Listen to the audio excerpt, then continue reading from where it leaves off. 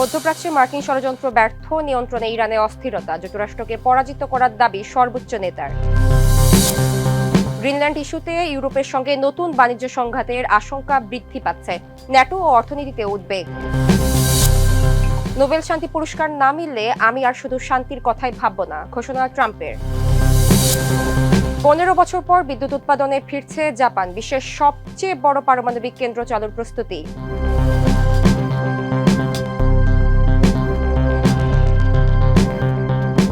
দর্শক, আমন্ত্রণ মাই TV I নিউজে। এতক্ষণ দেখছিলেন শিরোনাম, সাথে আছি আমি সাবরিনা সুলতানা। শিয়া বাটার ও ভিটামিন ই সমৃদ্ধ লিলি বিউটি সোপ, তারুণ্যময় উজ্জ্বল ত্বকের জন্য। রিমার্ক। ইরানের সর্বোচ্চ নেতা আয়াতুল্লাহ খামেনি দাবি করেছেন, দেশের সহিংস বিক্ষোভ দমন করে ইরান যুক্তরাষ্ট্রের বিরুদ্ধে বিজয় অর্জন করেছে। তিনি বলেন, বিক্ষোভের পেছনে যুক্তরাষ্ট্র ও ইসরায়েলের ভূমিকা ছিল এবং ট্রাম্পের সরাসরি যুক্ত থাকার অভিযোগ তুলেছেন। তেহরান যুদ্ধ চায় না, তবে দেশ ও বিদেশে অপরাধীদের ছাড় দেয়া হবে না। ইরানের ঊর্ধ্বতন কর্মকর্তা সতর্ক করেছেন, যুক্তরাষ্ট্র যদি হামলা চালায় তবে মধ্যপ্রাচ্যে মার্কিন ঘাঁটিগুলো লক্ষ্য হতে পারে। বিস্তারিত রিপোর্টে। ইরানের সর্বোচ্চ নেতা আয়াতুল্লাহ আলী খামেনি দাবি করেছেন, বিশ্বজুড়ে চলমান সহিংস বিক্ষোভ দমন করে ইরান যুক্তরাষ্ট্রের বিরুদ্ধে বিজয় অর্জন করেছে। তিনি বলেন, সাম্প্রতিক অস্থিরতার পেছনে যুক্তরাষ্ট্র ও ইসরায়েলের ভূমিকা ছিল এবং এই রাষ্ট্রদ্রোহী ষড়যন্ত্র ব্যর্থ করে দিয়েছে ইরানি জনগণ। ডিসেম্বরের শেষ দিকে উচ্চ মুদ্রাস্ফীতি ও গভীর অর্থনৈতিক সংকটের প্রতিবাদে ইরান জুড়ে বিক্ষোভ শুরু হয়। পরে তা সরকার বিরোধী আন্দোলনে রূপ নেয় এবং বিভিন্ন শহরে বিক্ষোভকারী ও নিরাপত্তা বাহিনীর মধ্যে সংঘর্ষে বহু মানুষের প্রাণহানি ঘটে। তবে চলতি সপ্তাহের শুরুতে তেহরান কর্তৃপক্ষ জানায়, পরিস্থিতি এখন তাদের নিয়ন্ত্রণে এবং দেশের প্রধান শহরগুলোতে ধীরে ধীরে শান্তি ফিরছে।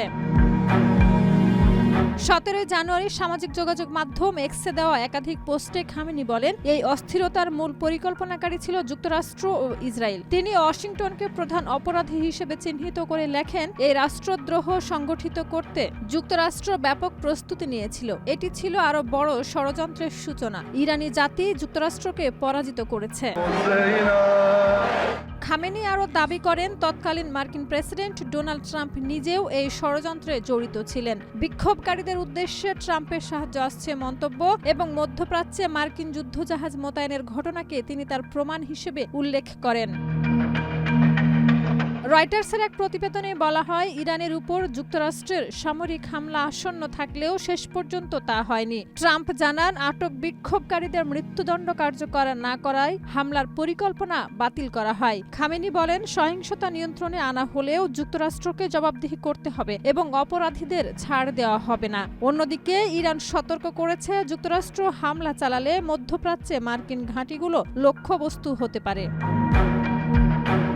শাহিদা রুবি, মাই টিভি। ইরানের সর্বোচ্চ নেতা আয়াতুল্লাহ খামেনি দাবি করেছেন, দেশের সহিংস বিক্ষোভ দমন করে ইরান যুক্তরাষ্ট্রের বিরুদ্ধে বিজয় অর্জন করেছে। তিনি বলেন, বিক্ষোভের পেছনে যুক্তরাষ্ট্র ও ইসরায়েলের ভূমিকা ছিল এবং ট্রাম্পের সরাসরি যুক্ত থাকার অভিযোগ তুলেছেন। তেহরান যুদ্ধ চায় না, তবে দেশ ও বিদেশে অপরাধীদের ছাড় দেয়া হবে না। ইরানের ঊর্ধ্বতন কর্মকর্তা সতর্ক করেছেন, যুক্তরাষ্ট্র যদি হামলা চালায় তবে মধ্যপ্রাচ্যে মার্কিন ঘাঁটিগুলো লক্ষ্য হতে পারে। বিস্তারিত রিপোর্টে। মার্কিন প্রেসিডেন্ট ডোনাল্ড ট্রাম্প গ্রিনল্যান্ডের নিয়ন্ত্রণ নেওয়ার প্রচেষ্টাকে নোবেল শান্তি পুরস্কার না পাওয়ার সঙ্গে যুক্ত করেছেন। তিনি বলেছেন, এখন তিনি আর শুধু শান্তির কথাই ভাববেন না এবং যুক্তরাষ্ট্রের স্বার্থ ও নিরাপত্তাকেও সমানভাবে গুরুত্ব দেবেন। ট্রাম্পের এই অবস্থান ইউরোপের সঙ্গে নতুন বাণিজ্য সংঘাতের আশঙ্কা সৃষ্টি করেছে। এনবিসি নিউজকে দেওয়া সাক্ষাৎকারে ট্রাম্প স্পষ্ট করেননি যে গ্রিনল্যান্ড দখলে তিনি বল প্রয়োগ করবেন কিনা। তবে সমঝোতায় পৌঁছাতে না পারলে ইউরোপীয় দেশগুলোর উপর শুল্ক আরোপের হুমকি পুনর্ব্যক্ত করেন। তিনি ন্যাটো সদস্য ডেনমার্কের কাছ থেকে গ্রিনল্যান্ডের সার্বভৌমত্ব নেওয়ার চেষ্টা জোরদার করেছেন, যার ফলে ইউরোপীয় ইউনিয়ন পাল্টা পদক্ষেপের বিষয়টি ভাবছে। রয়টার্সের প্রতিবেদনে বলা হয়েছে, ট্রাম্পের হুমকি ইউরোপীয় শিল্প খাত ও আর্থিক বাজারে অস্থিরতার সৃষ্টি করেছে। বিনিয়োগকারীরা আশঙ্কা করছেন, 2025 সালের বাণিজ্য যুদ্ধের মতো অস্থিরতা আবারও ফিরে আসতে পারে। ট্রাম্প জানিয়েছেন, 1 ফেব্রুয়ারি থেকে Denmark, Sweden, France, Germany, Netherlands এবং ফিনল্যান্ডের উপরে বাড়তি শুল্ক আরোপ করা হবে যতক্ষণ না যুক্তরাষ্ট্র গ্রিনল্যান্ড কিনতে সক্ষম হয়। ডেনমার্কের পররাষ্ট্রমন্ত্রী লার্স লোককে রাসমুসেন বলেন, আপনি পণ্যের বাণিজ্য করতে পারেন, কিন্তু মানুষ বা ভূখণ্ড কেনাবেচা করা যায় না। গ্রিনল্যান্ডের প্রধানমন্ত্রী জেন্স ফ্রেডরিক নিলসেন ফেসবুকে বলেন, আমরা নিজেদের ভবিষ্যৎ নির্ধারণের অধিকার রক্ষা করব। সংলাপ, পারস্পরিক শ্রদ্ধা ও আন্তর্জাতিক আইনের উপরে অটল থাকব। জার্মান চ্যান্সেলর ফ্রেডরিক মের্জো ট্রাম্পের সঙ্গে আলোচনার চেষ্টা করবেন বলে জানিয়েছেন এবং অযৌক্তিক শুল্কের মুখে প্রতিক্রিয়া জানানোর সম্ভাবনা প্রকাশ করেছেন। মার্কিন ট্রেজারি সেক্রেটারি স্কট বেসেন্ট বলেন, ট্রাম্প নোবেল না পাওয়ায় এমন পদক্ষেপ নিচ্ছেন এমন ধারণা ভুল। তার মতে ট্রাম্প গ্রিনল্যান্ডকে যুক্তরাষ্ট্রের জন্য একটি গুরুত্বপূর্ণ কৌশলগত সম্পদ হিসেবে দেখছেন।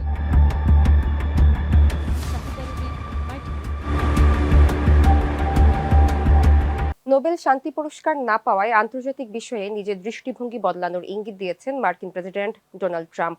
নরওয়ের প্রধানমন্ত্রীকে পাঠানো চিঠিতে তিনি বলেন, এখন তিনি কেবল শান্তির নয়, যুক্তরাষ্ট্রের স্বার্থের দিকেও সমান গুরুত্ব দেবেন। একই সঙ্গে গ্রিনল্যান্ডের উপর যুক্তরাষ্ট্রের পূর্ণ নিয়ন্ত্রণের দাবি পুনরায় তুলে ধরেন। নরওয়ে সরকার এই দাবিগুলো প্রত্যাখ্যান করেছে। বিস্তারিত প্রতিবেদনে। নোবেল শান্তি পুরস্কার না পাওয়ায় আন্তর্জাতিক বিষয়ে নিজের অবস্থান বদলানোর ইঙ্গিত দিয়েছেন মার্কিন প্রেসিডেন্ট ডোনাল্ড ট্রাম্প। নরওয়ের প্রধানমন্ত্রী জোনাস গার স্টোরকে পাঠানো এক চিঠিতে ট্রাম্প বলেন, এখন আর তিনি শুধু শান্তির দিকেই মনোযোগ দেওয়ার বাধ্যবাধকতা অনুভব করেন না। সংবাদ সংস্থা আনাদোলুর প্রতিবেদনে বলা হয়, চিঠিতে ট্রাম্প দাবি করেন, ৮টির বেশি যুদ্ধ বন্ধে ভূমিকা রাখার পরও নোবেল শান্তি পুরস্কার না পাওয়ায় তার দৃষ্টিভঙ্গিতে পরিবর্তন এসেছে। তিনি বলেন, শান্তি তার অগ্রাধিকারেই থাকবে, তবে এখন যুক্তরাষ্ট্রের স্বার্থ ও নিরাপত্তার বিষয়গুলো সমানভাবে বিবেচনায় নেবেন। চিঠিতে ট্রাম্প গ্রিনল্যান্ড ইস্যুতেও কড়া জবাব দেন। তিনি ডেনমার্কের সার্বভৌমত্ব নিয়ে প্রশ্ন তুলে দাবি করেন, যুক্তরাষ্ট্রের সম্পৃক্ততা ছাড়া গ্রিনল্যান্ডকে রাশিয়া বা চীনের প্রভাব থেকে রক্ষা করা সম্ভব নয়। তার ভাষায়, গ্রিনল্যান্ডের উপর যুক্তরাষ্ট্রের পূর্ণ নিয়ন্ত্রণ না থাকলে বৈশ্বিক নিরাপত্তা ঝুঁকিতে পড়তে পারে। নরওয়ের রাষ্ট্রীয় সম্প্রচার মাধ্যম এনআরকে দেওয়া এক সাক্ষাৎকারে প্রধানমন্ত্রী জোনাস গার স্টোর জানান, ফিনল্যান্ডের প্রেসিডেন্ট আলেকজান্ডার স্টাবের সঙ্গে যৌথভাবে পাঠানো এক চিঠির জবাব হিসেবে তিনি ট্রাম্পের এই বার্তা পেয়েছেন। ওই চিঠিতে ইউরোপীয় দেশগুলোর উপর যুক্তরাষ্ট্রের উচ্চ শুল্ক আরোপের পরিকল্পনার বিরোধিতা জানানো হয়েছিল। স্টোর আরও বলেন, নোবেল শান্তি পুরস্কার নরওয়ের সরকার নয়, একটি স্বাধীন নোবেল কমিটি প্রদান করে এবং গ্রিনল্যান্ড ইস্যুতে নরওয়ের অবস্থান অপরিবর্তিত রয়েছে। পরে ট্রাম্প নিজের সামাজিক যোগাযোগ মাধ্যম ট্রুথ সোশ্যালে আর্কটিক অঞ্চলের নিরাপত্তা হুমকি মোকাবেলায় দ্রুত পদক্ষেপ নেওয়ার আহ্বান জানিয়ে গ্রিনল্যান্ড নিয়ে একই বক্তব্য পুনরায় তুলে ধরেন। Shahida Ruby, micro. জাপানের নিগাতা প্রিফেকচারে অবস্থিত কাশিওয়াজাকি কারিওয়া পারমাণবিক বিদ্যুৎ কেন্দ্রে ১৫ বছর পর রিঅ্যাক্টর পুনরায় চালুর প্রস্তুতি চলছে।